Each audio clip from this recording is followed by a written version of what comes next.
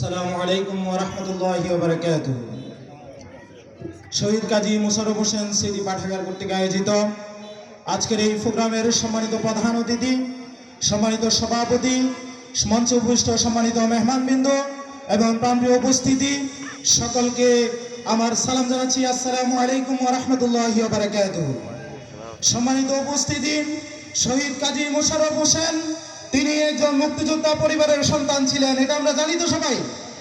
আমাদের ফেনী জেলা শাখার টোটাল 6 জন শহীদ, ইসলামী ছাত্র শিবিরের 6 জন শহীদ ফেনী জেলা শাখায় রয়েছেন, তারা শহীদ রয়েছেন। তাদের মধ্যে 2 জন তারা মুক্তিযোদ্ধা পরিবারের সন্তান।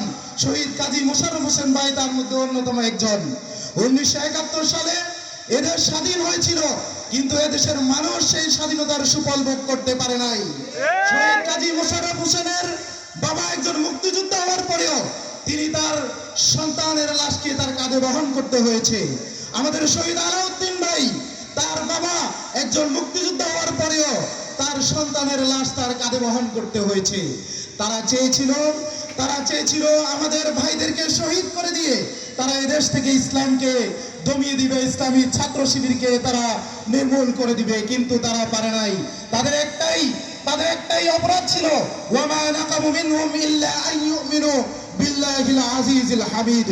সম্মানিত উপস্থিতি, আমাদের শহীদ ভাইরা যে জন্য তারা জীবন দিয়ে গেছেন, যে দিনে আন্দোলন করতে গিয়ে তারা জীবন দিয়ে গেছেন, আমরা সেই দিনে আন্দোলনের জন্য জীবনের শেষ পর্যন্ত আমরা লড়ে যেতে পারবো তো ইনশাআল্লাহ।